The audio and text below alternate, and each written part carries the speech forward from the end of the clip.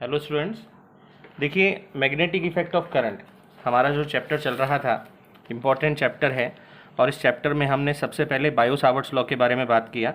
और magnetic field due to a current carrying element d b is equals to mu naught upon 4 pi i d l sine theta by r square, ये हमने Biot Savart's law को define किया था। After that इसके बाद हमने Biot Savart's law को use करके कुछ एप्लीकेशंस किए जहां आपने कॉइल के सेंटर पर मैग्नेटिक फील्ड कितना होगा कैलकुलेट किया। वायर अगर इनफाइनाइट लेंथ का है तो मैग्नेटिक फील्ड कितना होगा ये आपने कैलकुलेट किया। इसके बाद आपने कॉइल अगर है तो उसके एक्सेस पर मैग्नेटिक फील्ड कितना होगा, इस तरह का डायग्राम आपने देखा था, हमने कैलकुलेट किया। देखिए सबसे इंपॉर्टेंट बात है डायरेक्शन का, क्योंकि डायरेक्शन जब तक आपको क्लियर नहीं होगा क्वेश्चन करते टाइम मिस्टेक आप करेंगे। तो कॉइल की अगर बात कर रहे हैं तो देखिए कॉइल के लिए राइट हैंड रूल आप काम में लेते हैं, जहां फिंगर्स को करंट की डायरेक्शन में रोटेट करते हैं। थंब जो होता है वो मैग्नेटिक फील्ड की डायरेक्शन को शो करता है। So for this particular case magnetic field देख लीजिए, करंट आपका एंटी क्लॉकवाइज है तो राइट हैंड की फिंगर्स एंटी क्लॉकवाइज जाएंगी। थंब आपका आउटवर्ड आ रहा है तो मैग्नेटिक फील्ड भी आउटवर्ड होगा। और मैंने आपको बताया था कि आउटवर्ड को डॉट सिंबल से रिप्रेजेंट करते हैं। दूसरी बात कि वायर की अगर बात करूं, क्योंकि देखिए आज का जो टॉपिक है वहां पर वायर का मैग्नेटिक फील्ड हमारे काम में आने वाला है, तो दो चीज़ें आप बिल्कुल क्लियर कर लीजिएगा। देखिए मान लीजिए वायर है और वायर के लिए एक पॉइंट यहाँ पर है वायर के राइट हैंड साइड में और एक पॉइंट यहाँ पर है वायर के लेफ्ट हैंड साइड में। एक चीज़ तो आप जानते हैं कि मैग्नेटिक फील्ड जो होगा ड्यू टू दिस वायर वो सर्कुलर इस तरह से लूप की फॉर्म में होगा। ओके, अब इसकी डायरेक्शन किधर होगा? अगर हम इस पॉइंट की बात करें, मान लीजिए पी पॉइंट की अगर बात करें, तो पी पॉइंट के लिए हम क्या करेंगे, राइट हैंड रूल आप जानते हैं। मान लीजिए आपका कंडक्टर है और देखिए जो निब है वो करंट की डायरेक्शन में इंडिकेटिंग है। हम क्या करेंगे, राइट हैंड से इसको इस तरह से होल्ड करेंगे कि फिंगर्स जो है थंब जो है वो करंट की डायरेक्शन को इंडिकेट करे। और आप बताइए करंट जब ऊपर जा रहा है तो मैं थंब इस तरह से होल्ड करूंगा। मैं अपने हाथ को इस पोजीशन में इसलिए रख रहा हूं क्योंकि जो पॉइंट है वो यहाँ है ऑब्जर्वेशन पॉइंट, तो फिंगर्स मेरी उसकी तरफ होनी चाहिए। तो आप समझ सकते हैं जब थंब ऊपर की तरफ होगा करंट की डायरेक्शन में होगा तो इस पॉइंट के लिए फिंगर्स नीचे जा रही हैं। इसका मतलब यहाँ जो मैग्नेटिक फील्ड होगा वो इनवर्ड्स होगा, इसको क्रॉस के सिंबल से रिप्रेजेंट करते हैं। अगर मैं इस पॉइंट की बात करता हूं तो इसके लिए बताइए इसी पेन को मुझे दूसरे तरीके से होल्ड करना होगा। अब मैं इसको पेन को मैं इस तरीके से होल्ड करूंगा क्योंकि फिंगर्स मुझे यहाँ दिखानी है इस पॉइंट के लिए। तो बताइए थंब करंट की डायरेक्शन में है तो फिंगर्स बाहर आ रही हैं और बाहर इधर की तरफ से आ रही हैं, तो यहाँ पर मैग्नेटिक फील्ड आउटवर्ड होगा और आउटवर्ड को डॉट वाले सिंबल से हम रिप्रेजेंट करते हैं। ये आज के टॉपिक में काम आने वाला है, इसलिए हमने इसकी बात किया है। दूसरा हमने देखा कि मैग्नेटिक फील्ड जब होता है तो मैग्नेटिक फील्ड की प्रेजेंस में जब कोई चार्ज एंटर करता है तो उस पर एक मैग्नेटिक फोर्स वर्क करता है और उस फोर्स का formula F is equals to q v b sine theta होता है। आपको याद होगा ये चार्ज पर कितना फोर्स लगेगा ड्यू टू मैग्नेटिक फील्ड उसकी वैल्यू को रिप्रेजेंट करता है। इसी तरह से अगर एक करंट कैरिंग कंडक्टर, ये आज काम में आने वाला है फॉर्मूला, अगर एक current carrying conductor magnetic field में at a certain angle theta आपने प्लेस किया है तो वो जो फोर्स एक्सपीरियंस करता है उस फोर्स का value F is equals to i l b sine theta से कैलकुलेट किया जाता है। और इसकी direction Fleming's left hand rule से निकालते हैं, जहां पर आपको याद होगा मैंने आपसे कहा था थंब जो होता है फोर्स की डायरेक्शन बताएगा, आपकी जो पॉइंटिंग फिंगर है वो मैग्नेटिक फील्ड को बताएगा और जो मिडिल फिंगर है वो करंट को बताता है। रूल क्या कहता है, फ्लेमिंग्स लेफ्ट हैंड रूल, कि पहले तो अपने लेफ्ट हैंड की इंडेक्स फिंगर, मिडिल फिंगर और थंब को म्यूचुअली परपेंडिकुलर कर लीजिए। ऐसा करने के बाद अगर आपका पॉइंटिंग फिंगर मैग्नेटिक फील्ड की डायरेक्शन को शो कर रहा है, मिडिल फिंगर अगर करंट की डायरेक्शन को शो कर रहा है, तब ऐसा होगा कि जो थंब है वो फोर्स की डायरेक्शन को शो करेगा। कौन से फोर्स की? वो इस फोर्स की डायरेक्शन को शो करेगा। ये दोनों पॉइंट्स आज के टॉपिक में काम आने वाले हैं। ओके, आज का टॉपिक है क्या, उस पर मैं थोड़ा सा आपको इंट्रोडक्शन प्रोवाइड करता हूँ, ध्यान दीजिएगा। मेरे पास दो पैरेलल वायर्स हैं, चलिए इसी को ले लेते हैं। We have two parallel wires और we can say two parallel conductors. Let capital P and capital Q ये पैरेलल कंडक्टर्स हैं और पैरेलल कंडक्टर्स के बीच का जो डिस्टेंस है दैट इज D। वैक्यूम में दोनों रखे हुए हैं। यहाँ करंट फ्लो कर रहा है मान लीजिए I1 और यहाँ करंट फ्लो कर रहा है I2। ध्यान से सुनिएगा, अगर इन कंडक्टर्स में करंट का डायरेक्शन सेम है जैसा हमने डायग्राम में शो किया है तो ये दोनों कंडक्टर एक दूसरे को अट्रैक्ट करते हैं, मतलब दोनों एक दूसरे पर फोर्स लगाएंगे और वो फोर्स ऐसा होगा कि दोनों एक दूसरे के नज़दीक आना चाहेंगे, यानी अट्रैक्टिव बिहेवियर शो करेंगे। लेकिन अगर बाई चांस करंट का डायरेक्शन रिवर्स कर दिया जाए, मैं एक डायग्राम और ड्रॉ कर रहा हूँ, वही डिस्टेंस डी है, वही पैरेलल वायर्स हैं, वही करंट यहाँ I1 और यहाँ I2 है, वही P और Q वायर्स हैं, लेकिन डायरेक्शन मुझे करना है reverse.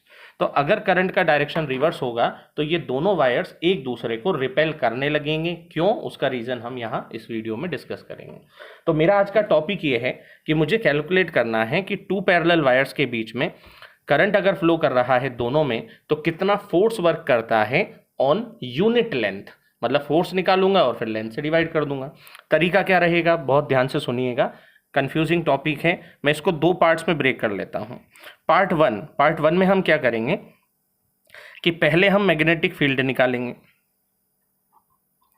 Due to wire P। पहले P की वजह से मैग्नेटिक फील्ड निकालेंगे और Q पर वर्किंग फोर्स निकालेंगे।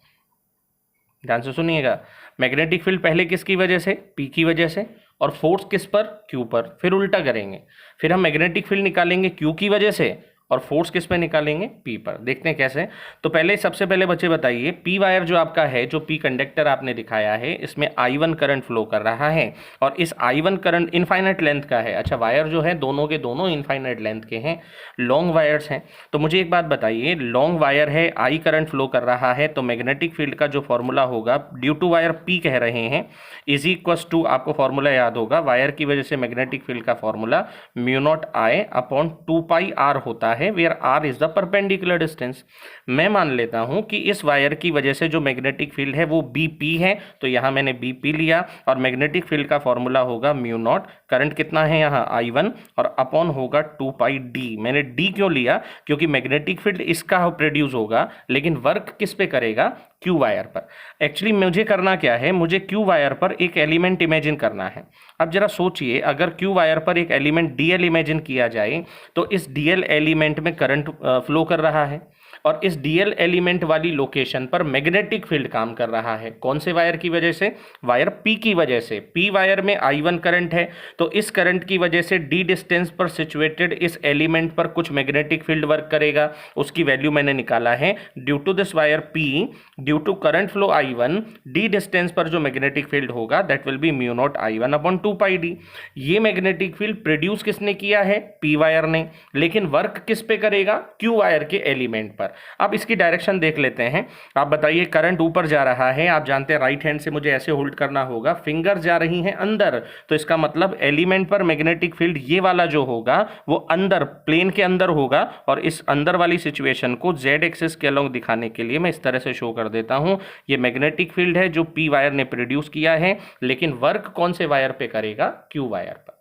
तो यही मैंने आपसे कहा, पहले magnetic field due to wire P निकालेंगे, हमने निकाला, और फोर्स किस पे निकालेंगे? Q वायर वाले एलिमेंट पर। यही हम करने वाले हैं। अब जरा ध्यान दीजिएगा कि मेरे पास एक करंट कैरिंग एलिमेंट है DL, करंट I2 फ्लो कर रहा है, मैग्नेटिक फील्ड उस पर काम कर रहा है, तो डेफिनेटली वो फोर्स एक्सपीरियंस करेगा। और फोर्स का फॉर्मूला आपने अभी लिखा था, force F is equals to ILB and sine theta होता है। अब मुझे एक बात बताना समझकर कि एलिमेंट है इसलिए इस फोर्स को मैं DF से डिनोट कर देता हूँ, सेकेंड वायर है तो 2 से डिनोट कर देता हूँ, इज इक्वस टू, बोलिए I के प्लेस पर इससे फ्लोइंग करंट कितना है? I2 ले लेता हूँ, लेंथ के प्लेस पर एलिमेंट की लेंथ कितना है? DL ले लेते हैं। मैग्नेटिक फील्ड P के प्लेस पर कौन सा काम कर रहा है? BP, तो यहाँ पर BP ले लेते हैं। और बताइए साइन थीटा, तो मुझे यहाँ लेना होगा साइन 90। क्यों? क्योंकि यहाँ जो थीटा होता है वो लेंथ और मैग्नेटिक फील्ड के बीच का एंगल है। आप जरा सोचें, तो एलिमेंट रखा हुआ है ऐसे और मैग्नेटिक फील्ड है नीचे ऐसे, तो बताइए दोनों एक दूसरे के परपेंडिकुलर हैं, तो साइन 90 आएगा। तो बताइए that's why force on element DL, DF2 is equals to I2 हो गया, नो चेंज, DL हो गया, लेंथ नो चेंज। मुझे magnetic field due to wire P लिखना है जो ऑलरेडी है, तो ये रहेगा म्यू नॉट I1 अपॉन रहेगा 2πd। साइन 90 आप जानते हैं 1 होता है। चलिए अरेंज कर लेते हैं। तो दैट्स वाई, अच्छा अगर लेंथ से मैं यहाँ डिवाइड कर दूँ तो फोर्स ऑन यूनिट लेंथ आ जाएगा।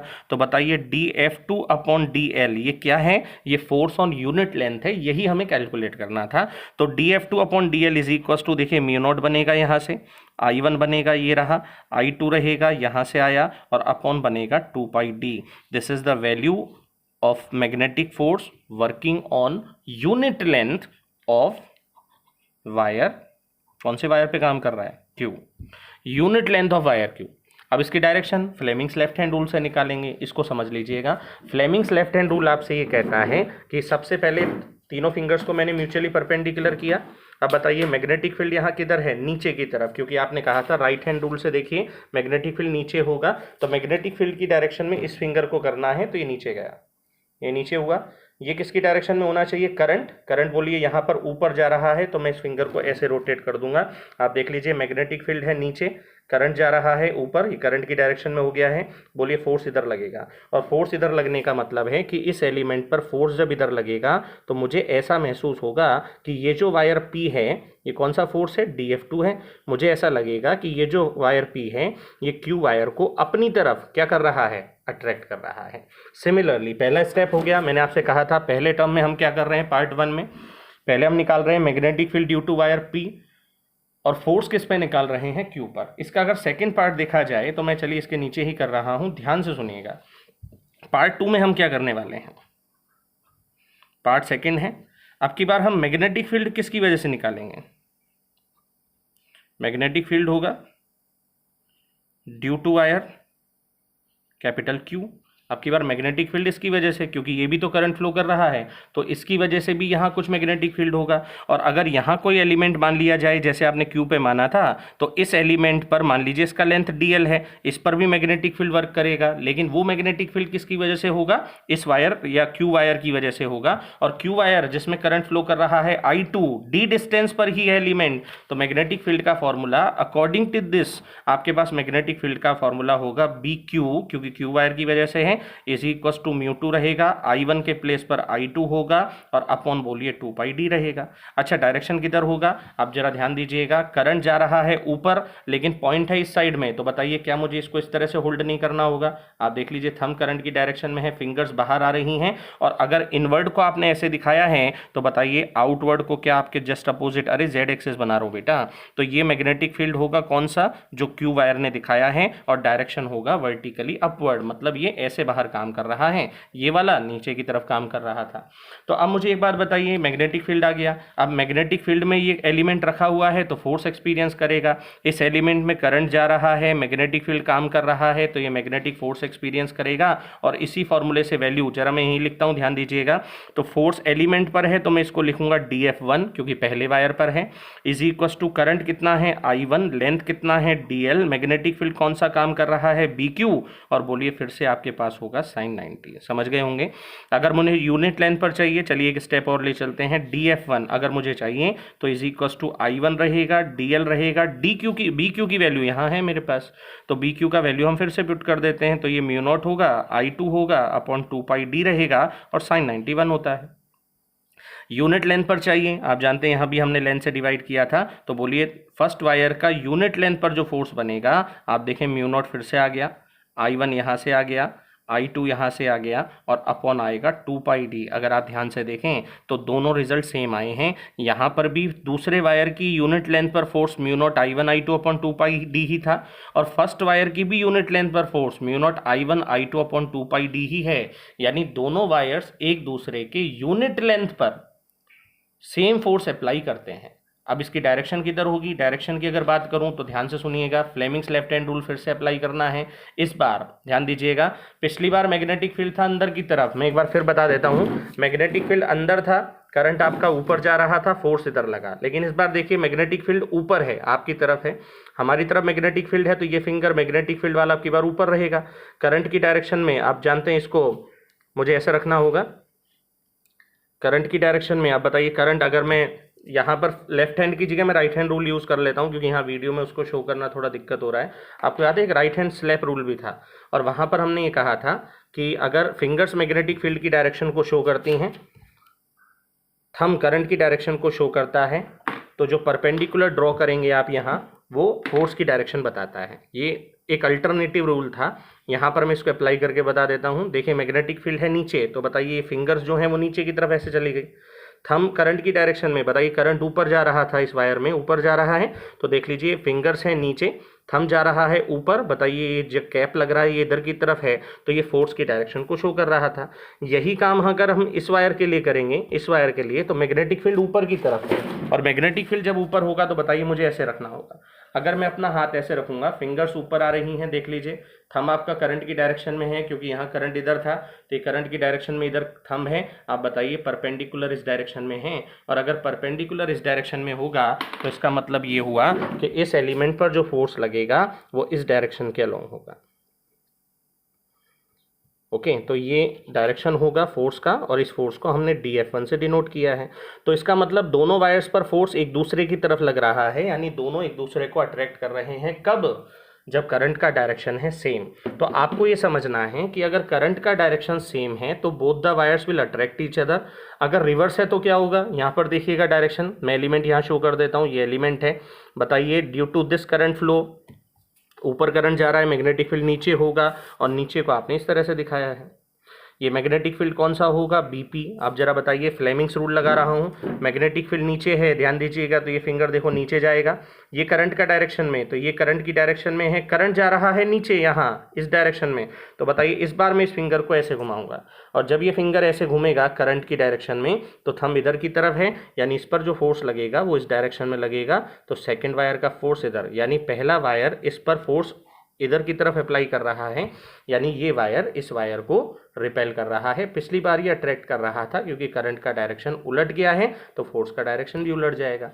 अगर यहाँ बात करूँ तो बताइए इस बार करंट नीचे है, इसमें करंट ऐसे जा रहा है ना, तो यहाँ एलिमेंट अगर माना जाएगा, मान लीजिए यहाँ एक एलिमेंट शो कर देता हूँ, तो यहाँ अगर एलिमेंट माना जाएगा तो बताइए मैग्नेटिक फील्ड, मुझे इसको देख लीजिए राइट हैंड से ऐसे पकड़ना होगा, थंब करंट की डायरेक्शन में है, फिंगर्स जा रही हैं नीचे, तो इसका मतलब इस एलिमेंट पर भी मैग्नेटिक फील्ड नीचे ही होगा, और नीचे को हमने यहाँ भी ऐसे ही शो किया तो यहाँ भी ऐसे ही करना पड़ेगा।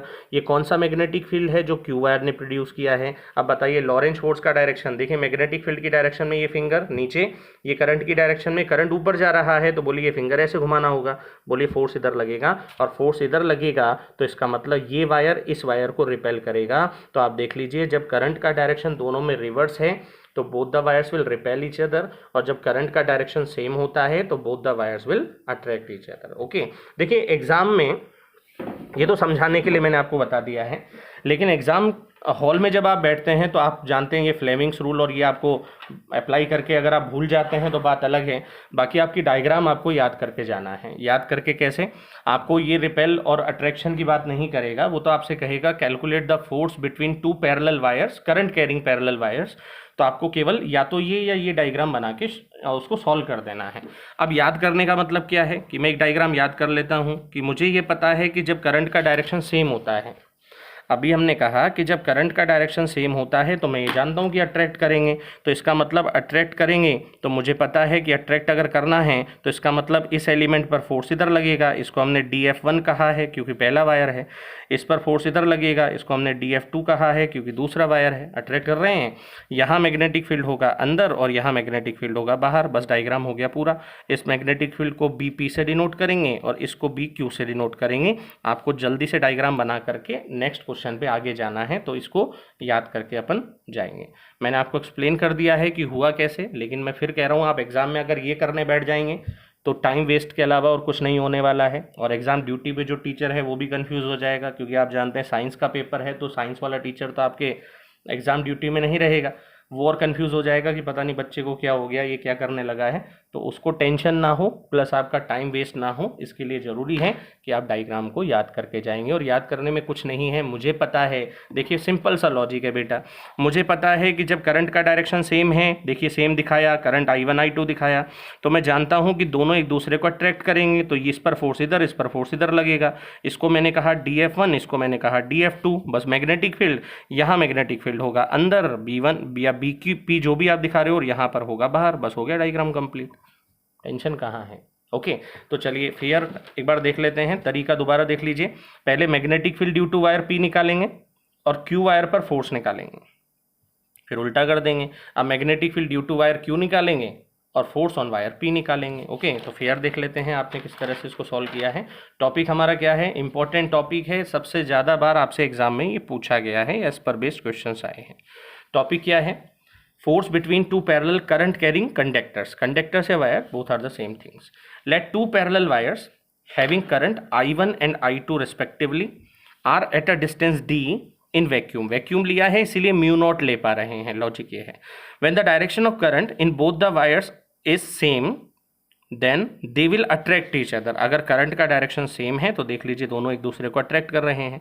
मैग्नेटिक फील्ड मैंने आपको एक्सप्लेन कर दिया है. और जब डायरेक्शन है रिवर्स, आप देखिए यहाँ रिवर्स है तो दोनों एक दूसरे को रिपेल कर रहे हैं. तरीका क्या रहेगा? पार्ट 1 मैंने कहा था आपसे, पहले हम क्या निकालेंगे? Magnetic field. तो पार्ट 1 में हमने कैलकुलेट किया है magnetic field due to wire P at distance D. D distance क्यों? क्योंकि वायर P से D डिस्टेंस पर ही आपका एलिमेंट सिचुएटेड है. कितना होगा? BP is equal to mu naught I1 upon 2πd. Inward है तो देखिए परपेंडिकुलरली इनवर्ड होगा. Due to this magnetic field the force on current carrying element DL of wire Q वाले एलिमेंट पर फोर्स लगेगा, क्योंकि यहाँ मैग्नेटिक फील्ड आ गया है, आपका करंट यहाँ फ्लो कर रहा है तो ये मैग्नेटिक फोर्स लगाएगा. फोर्स का फॉर्मूला ILB sin थीटा होता है. सेकंड वायर पर है इसलिए DF2 एलिमेंट की वजह से करंट जा रहा था, I2 लेंथ है DL. मैग्नेटिक फील्ड जो काम करेगा दैट इज BP जिसका वैल्यू ऊपर है sin 90. बाकी आप जानते हो अरेंज किया है.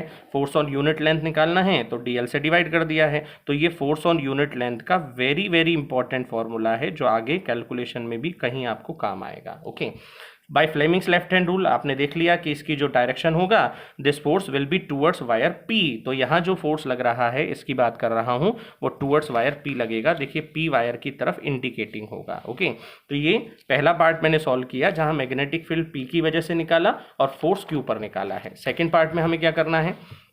सेकेंड पार्ट में हमें करना है magnetic field due to wire Q निकालेंगे. BQ is equal to mu naught I2 upon 2πd होगा. डायरेक्शन होगा परपेंडिकुलरली आउटवर्ड. आप देख लीजिए डायरेक्शन है परपेंडिकुलरली आउटवर्ड है. ओके, आगे बढ़ते हैं. Due to this magnetic field force on the current carrying element DL of wire P निकालेंगे. DF1 होगा, वही ILB sin थीटा आपका वर्क कर रहा है. मैं लिख देता हूँ यहाँ F is equal to ILB sin theta ही वर्क करेगा. तो फर्स्ट वायर पर है इसलिए F1, करंट जा रहा है I1, लेंथ है DL एलिमेंट का, मैग्नेटिक फील्ड है BQ एंड sin 90. फिर से यूनिट लेंथ निकालेंगे तो फॉर्मूला सेम आएगा. By Fleming's left hand rule आप देख लीजिए the direction of this force will be towards wire Q. इस फोर्स की डायरेक्शन वायर Q की तरफ इंडिकेटिंग होती है. So both the wires will apply equal force on unit length of each other. Unit length पर दोनों equal force apply करते हैं. लास्ट में मैंने ऐड किया है कि if the direction of current is opposite, अगर डायरेक्शन दोनों में करंट का ऑपोजिट होता then both wires will repel each other. तो दोनों वायर एक दूसरे को रिपेल करते. लेकिन एग्जाम में अट्रैक्शन रिपल्शन की बात नहीं किया जाता है, आपको केवल कैलकुलेट करना होता है the force on unit length. तो चाहे आप अट्रैक्शन वाला केस लेके शो कर दीजिए चाहे रिपल्शन, दोनों से ही कर सकते हैं. मैंने दोनों इसलिए बनाए हैं क्योंकि जब आप प्रीवियस ईयर्स के पेपर सॉल्व करते हैं तो कुछ पेपर्स में आंसर इसको करके निकाला होता है, कुछ में डायरेक्शन रिवर्स करके, तो बच्चा कंफ्यूज होता है. इसलिए हमने दोनों ही यहाँ पर केस आपके साथ डिस्कस कर लिए हैं. अच्छा, ये जो टॉपिक आपने पढ़ा जहाँ पर आपने यूनिट लेंथ पर फोर्स निकाला, इसका एक इम्पोर्टेंस है. आप याद कीजिए क्लास 11th में जब आप SI सिस्टम ऑफ मेजरमेंट पढ़ते थे चैप्टर नंबर 2 में, तो वहाँ पर आप कहते थे कि SI सिस्टम में 7 फंडामेंटल क्वांटिटीज़ होती हैं. उन 7 फंडामेंटल क्वांटिटीज़ में से एक क्वांटिटी इलेक्ट्रिक करंट भी होती है. और वहाँ इलेक्ट्रिक करंट की जो डेफिनेशन होती है SI सिस्टम में, हम 11th में याद नहीं कराते हैं क्योंकि पूछा नहीं जाता है. तो वो जो डायरेक्ट डेफिनेशन होती है वो इसी फॉर्मूले से निकाली जाती है जो अभी आपने ड्राइव किया है. कैसे? और उस डेफिनेशन को इंटरनेशनल सिस्टम ऑफ मेजरमेंट का डेफिनेशन कहते हैं. अगला टॉपिक है डेफिनेशन ऑफ 1 एम्पियर करंट. हमें 1 एम्पियर करंट का डेफिनेशन देना है. लॉजिक क्या है मैं आपको एक्सप्लेन कर देता हूँ, ध्यान से सुनिएगा बेटा. देखिए अभी अभी आपने कैलकुलेट किया कि फोर्स ऑन यूनिट लेंथ, ये शायद विजिबल नहीं है, तो फोर्स ऑन यूनिट लेंथ का जो वैल्यू होता है that is mu naught I1 I2 upon 2πd. अभी कैलकुलेट आपने किया है. कंडीशन में पुट कर रहा हूं if I1 is equal to I2 is equal to 1 ampere. अगर दोनों वायर्स में करंट 1 एम्पियर है, डिस्टेंस मान लीजिए दोनों वायर्स के बीच का 1 मीटर है, यूज कर लेते हैं, तो बताइए फोर्स ऑन यूनिट लेंथ जो लगेगा that will be mu naught upon 2π. देख लीजिए ये 1 और 1 हो गया तो म्यू नॉट अपॉन 2π. बोलिए म्यू नॉट की वैल्यू है 4π इंटू 10⁻⁻7, याद हो जाना चाहिए, अपॉन 2π. 2π जब कैंसिल होगा 2 टाइम्स तो फोर्स ऑन यूनिट लेंथ आपके पास जो आएगा दैट विल बी 2 इंटू 10⁻⁻7, याद रखें -7 न्यूटन पर मीटर. 1 एम्पियर की डेफिनेशन क्या है? If two parallel wires are placed at 1 metre distance in vacuum, आपने 1 मीटर माना है। If 2 parallel wires are placed at 1 metre distance in vacuum and same current is flowing through them, same current मतलब ये बात बोला है आप, and same current is flowing through them, if they attract और रिपेल, दोनों ही बातें हो सकती हैं, इफ दे अट्रैक्ट और रिपेल ईच अदर और if they apply the force on unit length is equals to 2 into 10 raised to power minus 7 Newton, then the amount of current will be 1 ampere। तो ये 1 ampere का definition है। दोबारा सुन लीजिए, parallel wires अगर 1 metre distance पर रखे हुए हैं, सेम अमाउंट का करंट उनमें फ्लो कर रहा है, अगर वो एक दूसरे के यूनिट लेंथ पर इतना फोर्स लगाते हैं तो आप समझ जाइएगा कि अमाउंट ऑफ करंट जो है वो 1 एम्पियर होगा। ये 1 एम्पियर की इंटरनेशनल, छोटी मोटी नहीं है, इंटरनेशनल डेफिनेशन है। जैसे आप आज इंटरनेशनल योगा डे बना रहे हैं, आपको बहुत बहुत शुभकामनाएं। योगा को अपने डेली लाइफ में शामिल कीजिएगा और हेल्दी रहिएगा, क्योंकि हेल्दी रहना आज के सिनेरियो में सबसे ज़्यादा इंपॉर्टेंट है। ओके, चलिए डेफिनेशन क्या है। Force on unit length between two parallel current carrying conductors, अभी हमने कैलकुलेट किया, it is F upon L is equal to mu naught I1 I2 upon 2πd। If I1 I2 1 ampere डाला जाए, distance 1 metre put किया जाए, तो unit length पर force आएगा 2 into 10 raised to power minus 7 newton पर metre, क्योंकि unit length पर है। डेफिनेशन क्या है, so if two parallel conductors are at a distance of 1 metre in vacuum and they apply a force of 2 into 10 raised to power minus 7 Newton on unit length of each other, एक दूसरे के unit length पर दोनों लगा रहे हैं इतना, then the value of current through each of them will be 1 ampere. तो ये 1 एम्पियर की इंटरनेशनल डेफिनेशन है, इसको आप याद करेंगे। एक क्वेश्चन मैंने, ये दोनों क्वेश्चन जो मैं यहाँ डिस्कस कर रहा हूँ, ये दोनों आपके CBSE एग्जाम में पूछे गए हैं, इंपॉर्टेंट क्वेश्चन हैं और इनको जरूर से जरूर आप कर लीजिएगा। देखिए क्वेश्चन क्या है, मेरे पास एक वायर है, करंट है 25 एम्पियर, डायग्राम की मैं बात कर रहा हूँ, यहाँ डायग्राम दिया हुआ है। एक वायर है जिसमें करंट का वैल्यू है 25 एम्पियर। इस वायर के पैरेलल एक लूप रखा हुआ है, रेक्टेंगुलर लूप है, मान लीजिए इस तरह से, मैं इसको नेम दे देता हूँ PQRS, और इसमें करंट फ्लो कर रहा है क्लॉकवाइज इन दिस वे। तो मुझे एक बात बताइए कि ये जो PQ वायर है, ध्यान से सुनिएगा, ये जो PQ वायर है ये इस वायर के पैरेलल है। अच्छा, ये डिस्टेंस आपको दिया हुआ है, शायद 2 सेंटीमीटर होगा क्वेश्चन में, और इसका साइड भी दिया हुआ है, ये आपको 10 सेंटीमीटर दिया हुआ है और ये साइड आपको 25 सेंटीमीटर दिया हुआ है। तो ये जो लूप है इसका साइड्स मुझे दिए हुए हैं। मुझसे पूछा है what will be the net force on the loop, इस पर नेट फोर्स कितना होगा वो हमें कैलकुलेट करना है। कैसे निकालें बताइए। ये जो सेगमेंट है PQ और ये जो वायर है AB कह देते हैं इसे, ये दोनों में करंट का डायरेक्शन सेम है। तो आप जानते हैं ये वायर इस वायर PQ को अट्रैक्ट करेगा। ओके, ये फोर्स होगा जो PQ वायर पे वर्क करेगा। और दूसरा सेगमेंट देखिए, ये जो RS सेगमेंट है, RS दिस वन, इसमें करंट का डायरेक्शन और वायर में करंट का डायरेक्शन ऑपोजिट है। तो इसका मतलब ये वायर, क्योंकि यहाँ बड़ा करंट है ना, यहाँ पर करंट का वैल्यू है 15 एम्पियर, तो इसलिए ये बड़ा वाला ज़्यादा इफेक्टिव होगा। वैसे भी हमसे लूप पर जब फोर्स पूछा है तो हम लूप की ही बात करेंगे। तो इसकी वजह से यहाँ जो फोर्स लगेगा इस वायर पर वो रिपल्सिव होगा, क्योंकि डायरेक्शन ऑफ करंट रिवर्स है। ये कौन सा फोर्स होगा? फोर्स होगा RS वाले वायर पर।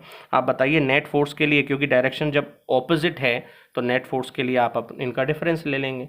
इस पर और इस पर कोई फोर्स लगेगा नहीं, क्योंकि ये जो सेगमेंट है वो इसके पैरेलल नहीं है, ये जो सेगमेंट है वो इसके पैरेलल नहीं है। और फ्लेमिंग्स लेफ्ट हैंड रूल से जब डायरेक्शन निकालेंगे तो इनका डायरेक्शन ऑपोजिट आएगा। इनकी डिस्कस करने की ज़रूरत नहीं है, आपको पैरेलल वाले इन दोनों के बीच का फोर्स निकालना है, इसके और इसके बीच का फोर्स निकालना है। दोनों की डायरेक्शन ऑपोजिट है तो आप उनको सब्ट्रैक्ट करके नेट फोर्स कैलकुलेट करेंगे। ओके, यही क्वेश्चन है आपके CBSE एग्जाम में पूछा गया है, ध्यान से सुनिएगा। क्वेश्चन क्या है देखिए, क्वेश्चन में रीडिंग कर देता हूँ। A rectangular loop of side 25 centimetre and 10 centimetre, तो 25 और 10 ले लिया, carrying a current of 50 ampere is placed with its longer side parallel to the long straight wire. Longer side 25 वाला है, वायर के पैरेलल रख दिया है, समझ गए होंगे। एट 2 सेंटीमीटर डिस्टेंस, तो ये डिस्टेंस 2 सेंटीमीटर है। आप जानते हैं इनके बीच का अगर 2 है तो ये इनके बीच का जो होगा वो 10 + 2 यानी 12 सेंटीमीटर होगा। गिवन है I1। Okay, we have to calculate carrying a current 25, wire का करंट 25 दिया है। What is the net force on the loop? तो गिवन है आपको I1 25 है, I2 15 होगा। डिस्टेंस ऑफ वायर PQ, अगर PQ वायर की बात करूं तो डिस्टेंस 2 सेंटीमीटर है, यानी 0.02 मीटर में होगा।